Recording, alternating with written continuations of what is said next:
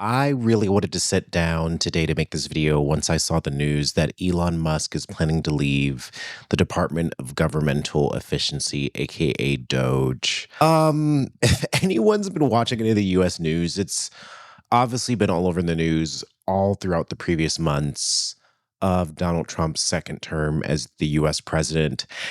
And my thoughts aren't even fully formed to make this video, but it's mostly this gut reaction of when I saw the headline, I think it was today or yesterday, that he's planning to leave. Oh, this is what rich people do. This is what fascists do. This is what people that want to extract as much as they can from the land, the people, the data, our political society. They extract as much as they can and then they leave. But what are the implications of someone like Elon Musk leaving after the months and months of data scraping and entering different agencies and taking their information and taking their data and making all these advisories and pushing all these executive orders? What are the implications of that? And I think we can already see some of these implications already, but there are so many more that I kind of want to begin to dig into in certain parts of this video. So this video is going to be for anyone that kind of wants to understand a clear perspective on what Elon Musk has been doing, what Doge has been doing, and what Elon Musk leaving right now might mean for both the US and for our civil liberties. For those that are new here, hi, my name is Prince. I'm a writer and media maker that makes media on anti-capitalism, Black history, Black anarchism.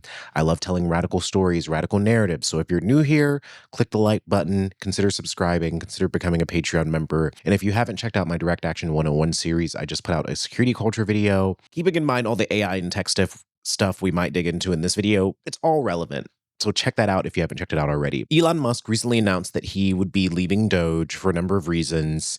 And there's actually an article out there that talks about some of the reasons that he chose to leave. Musk is pivoting from DC and Doge's failures and want investors to know. Shift, which comes amid public and investor backlash against Musk's political ambitions, was apparent earlier this week as SpaceX launched and lost control of its Starship prototype rocket. Musk gave a round of media appearances to the Washington Post, Ars Technica, CBS News Sunday Morning, and a YouTube aerospace influencer, all of which featured him emphasizing his dedication to his companies or attempting to explain away the shortcomings of his heavily criticized Department of Governmental Efficiency. Quote, "The federal bureaucracy situation is much worse than I realized," Musk told the Washington Post on Tuesday. "I thought there were problems, but it sure is an uphill battle trying to improve things in DC, to say the least." Musk additionally told the Post that Doge had been turned into a whipping boy that was criticized for anything that went wrong under the Trump administration. In Ars Technica, Musk admitted, "I think I probably did spend too much time on politics." And this goes on to say that Elon Musk is bashing Trump's tax bill, how this bill is going to increase the national deficit. And it's just interesting that we live under an administration that we can told something is happening for a very specific reason. And then that thing, aka Doge, is deviating from various aspects of this mission because Doge was intended to cut funds. And from what I've been reading, Doge also had an explicit end date. On December 2nd, 2024, Vivek Ramaswamy posted that most American projects should come with a clear expiry date. Musk replied that the final step of Doge was to delete itself. Trump stated that the entity's work will conclude no later than July 4th, 2026, which would give us theoretically another year to have to go through this fucking shithole of a fucking non-government organization. And here's the thing first. How can you have a department advising the government that isn't a part of the government, that is run by the richest man in the world? It just doesn't make any sense. And back to my point about how we can be given a goal or a goalpost or a promise.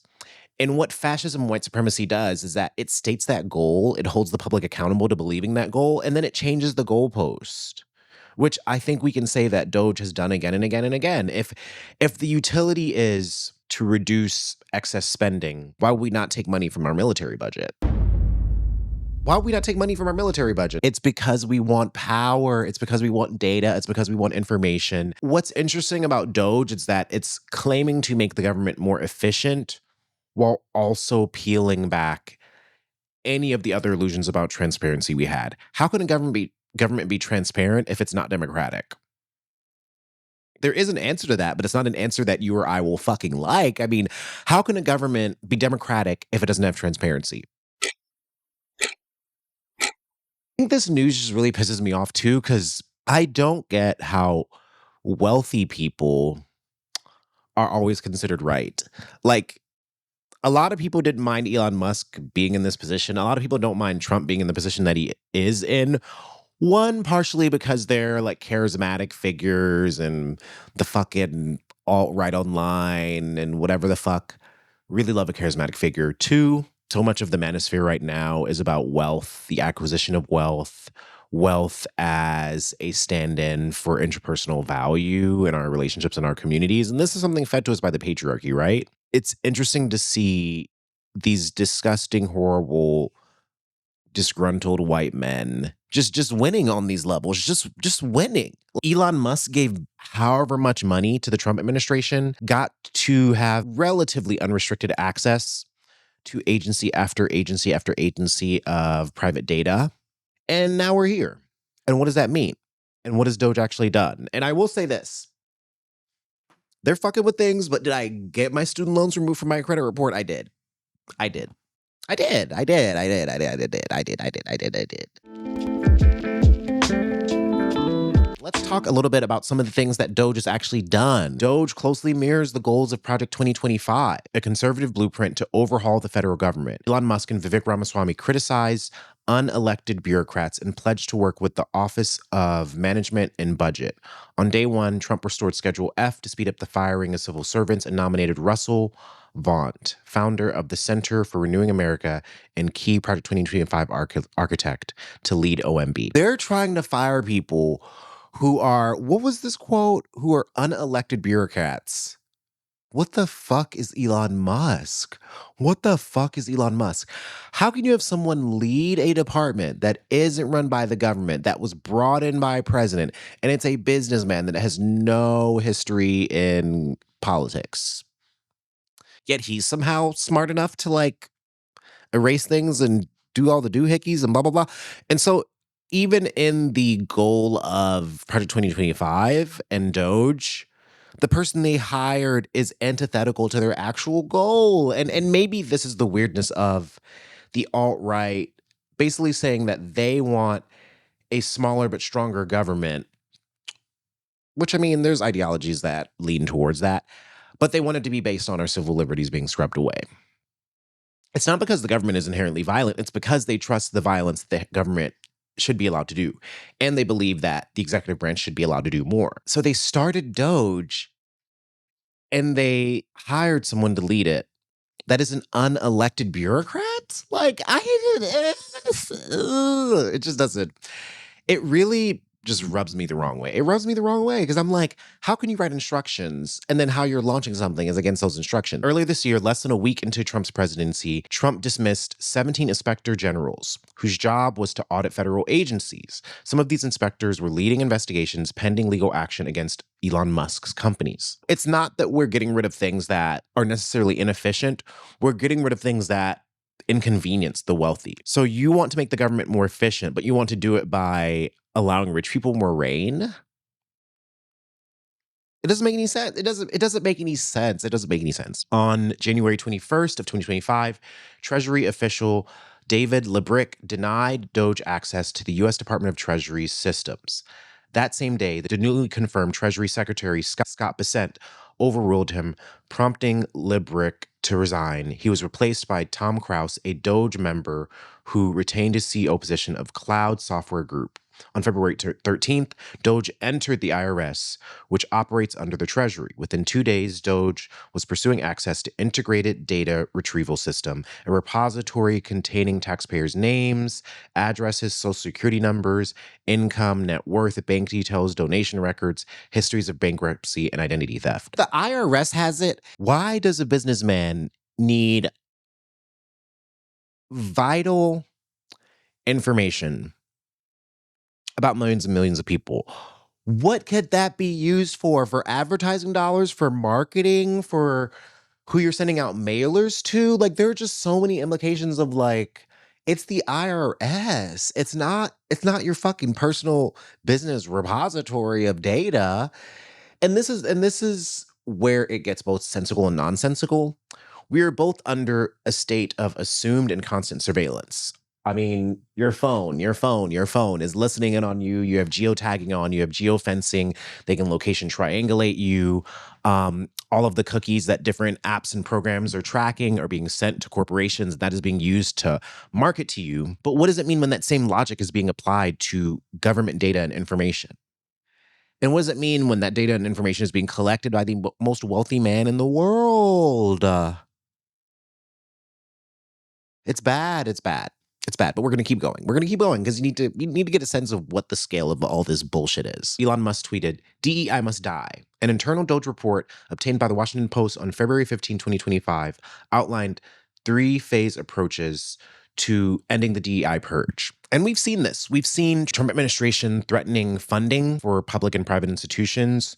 We've seen all sorts of rollback and peelbacks. Trump administration urging the rearranging and shuffling of African American studies, Latin American studies, different departments that literally look into non-Western or non-colonial history. They're trying to get universities to not offer scholarships or as much scholarships on a DEI level. The university that I went to postponed their Black Alumni Weekend. Postponed. Anyone is talking to you about your rights and they're like, oh, they're just going to be postponed for a while. Like your cultural expression is going to be postponed for a while. Under white supremacy? Under white supremacy? Under white supremacy. So they're also trying to fucking cancel DEI. It's not just about the data. On April 5th, DHS struck an agreement with the IRS to use tax data to search for more than 7 million migrants working and living in the US. ICE has also recently paid Palantir millions of dollars to update and modify an ICE database focusing on tracking immigrants, 404 Media reported. And sources with the DHS in this same article, Doge is uploading vast amounts of information into an existing US citizenship and immigration systems data repository.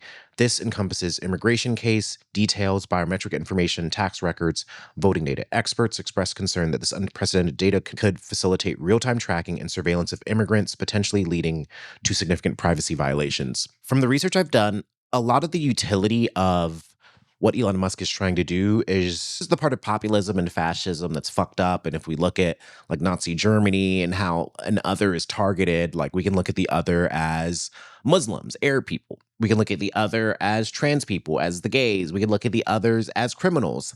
And we can also look at the others under this current framework as immigrants. Anyone who's an immigrant, anyone who doesn't look like they're from here, collecting data, leaning more into tech and militarism, using these vast amounts of data to preemptively target people, to target entire geographic regions, to stop people from being able to use their funds, stop people from being able to use their tech. All of these are implications that I believe are possible under a more tech-based fascism. Literally, the dominoes that are being set in motion, whether or not Trump gets another term, whether or not he's going to stay in office, the damage has already been done. The data has already been collected. So then it becomes our job to think, what do we believe is the most likely outcome and how can we protect ourselves and our communities in this process? And that is what I really want to turn to next, what some of the implications of this are. And that's what we're going to talk about in the next section of this video. Some of this is about like tech and militarism and surveillance for sure, because even in my city, like they're like my city's planning to build some kind of new fucking drone weapon facility called Android Systems. The more data that the rich have, the more they can use that data to profit off of our misery or to centralize resources, centralize information. And so what are some of the implications of Doge collecting this information? What could potentially happen? Well, first, we have the centralized control of surveillance equaling the infrastructure of fascism. And what this can look like is by compiling data from agencies like the DHS, IRS, SSA, USCIS, Doge is creating a master database capable of tracking people in real time. And this is foundational infrastructure for mass surveillance of all immigrants, of all people that they claim are undocumented, of all people that they claim have done crimes. I mean, if we look at like AI predictive policing and how it has false positives for Black and brown folks, what are the implications here when it's combined with millions and millions of data points? Using data to categorize certain human beings as potentially inherently criminal, based off of the data points that white supremacy and capitalism already lays out for us. Also suppressing dissent. If so much of this information is tracked and also combined with OSINT capabilities and scrubbing the internet and social media and metadata, how much more accurate will the government's ideas and understanding of people's physical locations be now that even more information is centralized? Like what does it mean for biometric data to be combined with the fusion centers that are in different parts of the country that aggregate all the different forms of tech and surveillance that these different agencies have? And how can that be used to track people that are practicing their freedom of speech, practicing their right to dissent? And so the more this information is centralized, the more potential it gives for the state to use this information to confirm its own biases. The weaponization of bureaucracy. So literally firing people that disagree with your administration's policies, making their jobs such hell that they eventually leave their jobs, or firing your political opponents, which we have seen Trump do already. He's already targeted law firms that have gone after him or filed lawsuits against his supporters. These lawsuits have led to some of the top law firms in the country agreeing to do millions of dollars of pro bono work. Like, I remember when I last looked it up, I think it was like over $100 million of pro bono work. That's how it makes me feel. And then the other sheer reality to this, which I've talked about, is racialized and xenophobic targeting. If you can track certain racial groups, certain ethnic groups, if you can track where immigrants and migrants tend to live, if you can track where people tend to work and have real-time location tracking on folks based off of all of these different data points that allow you to pinpoint where someone is, they already want an ethno-state. This just makes it easier for them. They already want an ethno-state. This just makes it easier for them. It really does. It really does. And if I'm thinking of a timeline, like if I'm really looking at what I think the next 4 years could look like, more anti-domestic extremism charges being brought against activists, organizers, and journalists that are already actively being surveyed, more fusion centers and AI tools being cropped up in different cities. And for those that don't know what a fusion center is, it's essentially a location that houses a bunch of tech, laptops, different kinds of technology. They usually have access to different CCTVs. They have access to private cameras, the drone surveillance they're doing, those different kind of like police booths they put in different neighborhoods to track crime, like the whole predictive policing thing. There are fusion centers that are in different major cities around the country that aggregate all of this data, and they allow different agencies to come in and have access to it.